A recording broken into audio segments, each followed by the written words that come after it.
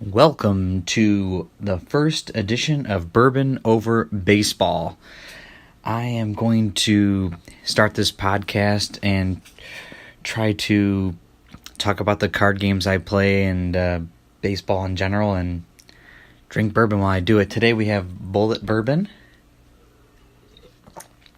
which is delicious. It's one of my favorite bourbons, so I figured that would be the one I start this podcast off with. Now, like I said, I feel like I just want to drink bourbon and talk about baseball, and it feels like a good time to do that. I think I want to start off this podcast by going over the league that we're in right now. It's the MLB Showdown League.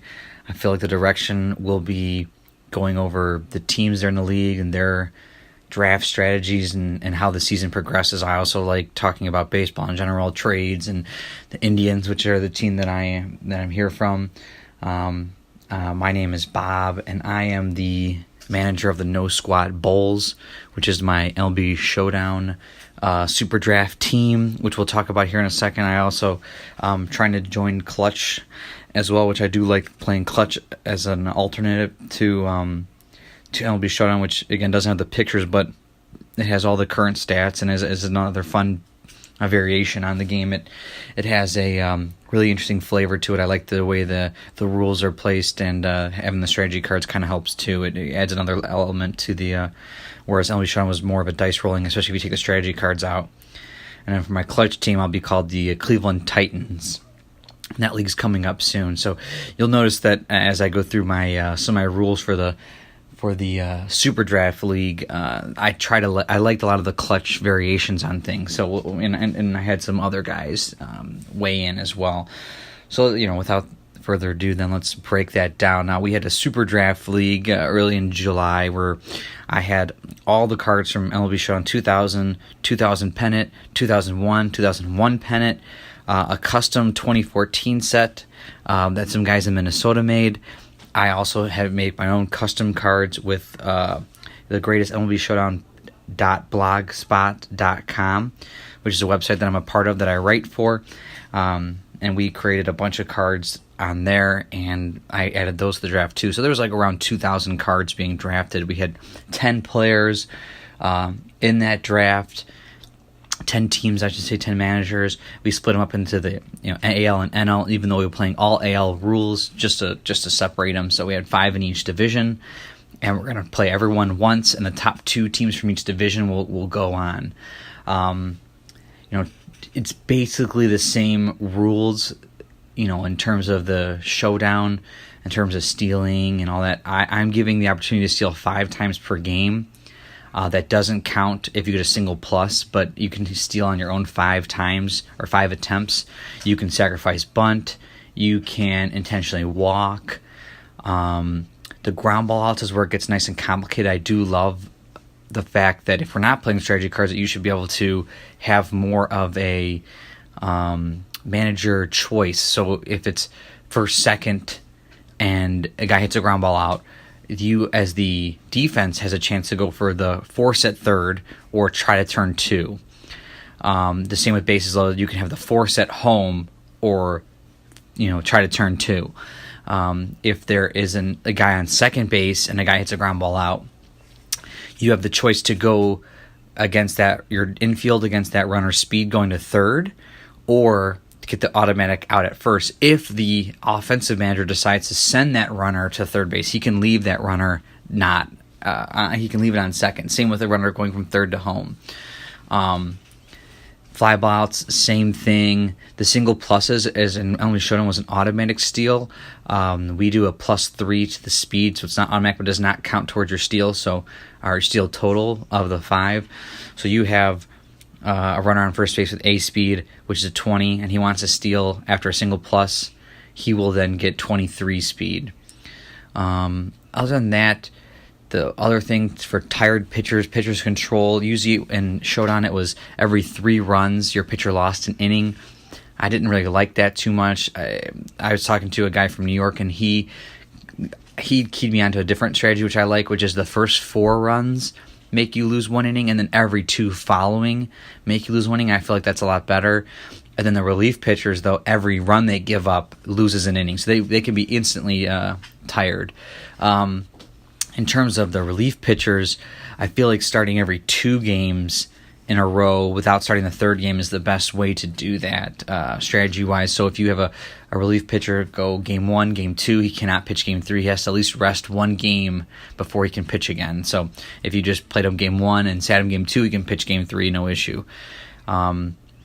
The one thing I did take from clutch that I really liked was the mistake pitch. I think that adds just a really fun element to the game. When someone rolls a 1, it becomes all of a sudden super exciting. So obviously on the clutch cards, you have the mistake pitch zone, which could be like a 1 or 2 or 1, 2, and 3. I feel like it should just be a 1 for every pitcher. So I just made it simple. We're not using strategy cards, and we're definitely using the old Showdown cards, so they don't have that on their on the surface of the card. So we just said every 1 that a pitcher rolls is called a mistake pitch, even if he doesn't give up the advantage. Then the batter can swing with the 24-sided die, which I have a bunch of them from clutch, and it makes things a lot more exciting. Gives you that extra like 25 or the 20% chance that you're going to get a better hit.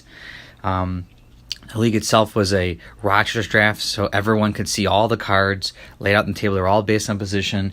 You had 5,500 points for salary. The bench was optional, so you have 18 players. You had a catcher, a first base, a second base, shortstop, third base, left field, center field, right field, a DH, again, both leagues, 4 starting pitchers, 4 relief pitchers, and 1 closer. You had to have those spots filled. If you wanted to add bench spots, you could. They'd be full salary, but you did not have to.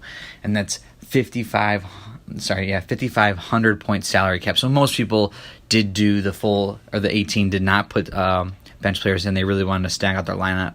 I did put a bench player in, but I'll tell you later why I think that was a poor decision and how I might change that. But a lot of people liked that way. We played it last year when we just did 2000 MLB Showdown, and everybody was just fighting for bench players that were like 50 points or under, and so that they could never use them. And it just seemed like a pointless thing to have. If no one's going to use it, why do I even have it?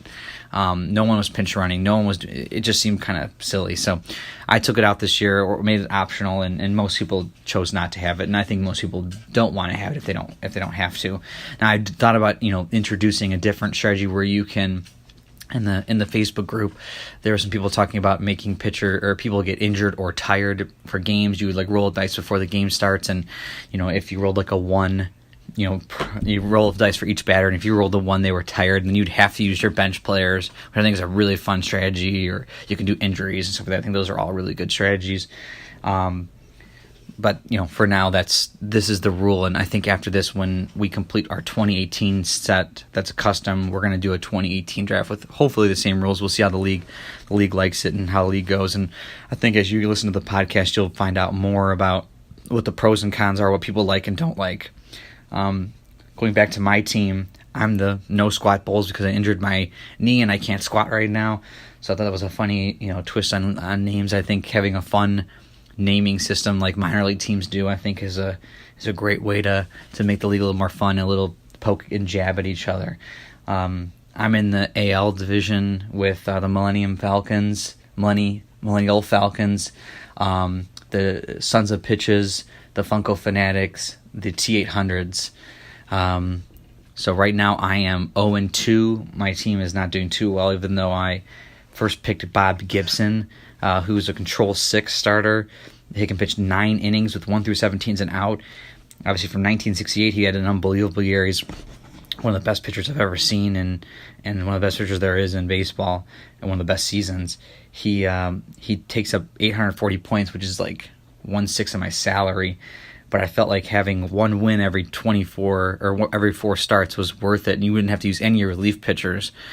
So I thought that was the way to go for a strategy. But the first game, I was facing another good starter, and my batting lineup wasn't strong enough to score a run. So we ended up going to extra innings until the point where I had to take Bob Gibson out and put in relief pitchers, and then they beat my relief pitchers.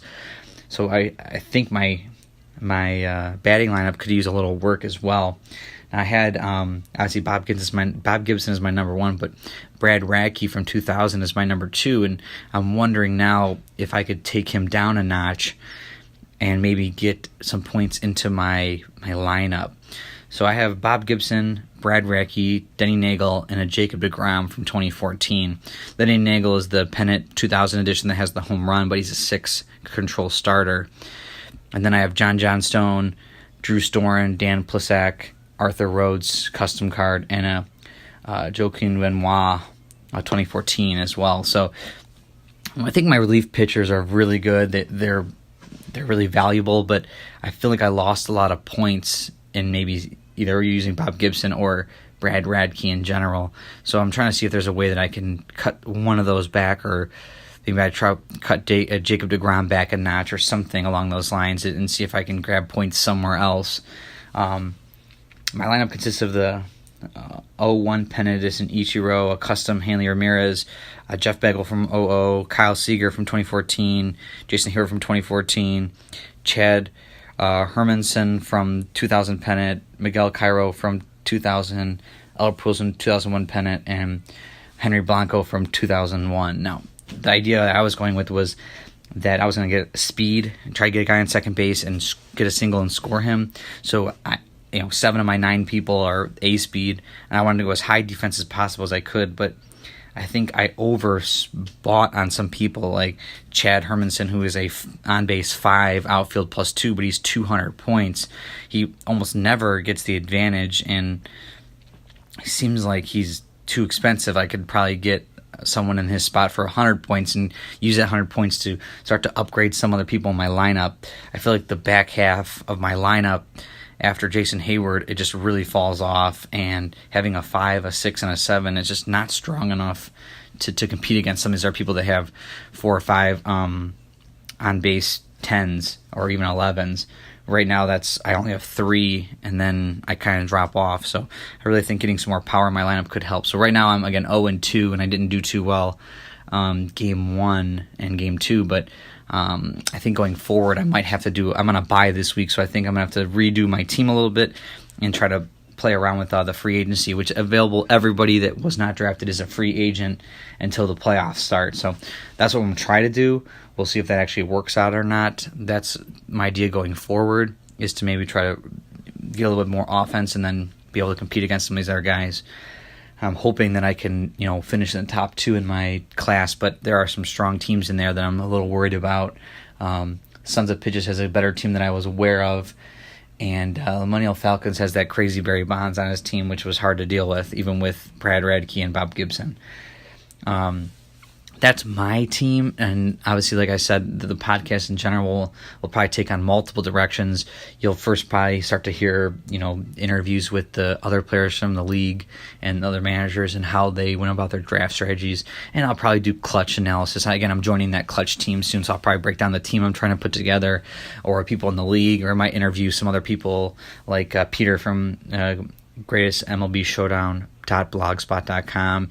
He is very intelligent and very wise towards card creation, salary, and all sorts of that nonsense, and he's really good to talk to. So probably him, and I'm sure there's other interviews I'll probably do, and I'll probably do a mid-season recap and a final recap at the end. And then if there's anything baseball related too, I'll probably end up bringing those up as well. We'll see obviously as the season goes, and keep you guys all informed, and if you guys like it or not, because if you guys don't care, then I guess I'm just talking to nobody at this point. But at that point, with that being said, I've just finished my bourbon, and it's time to wrap that up.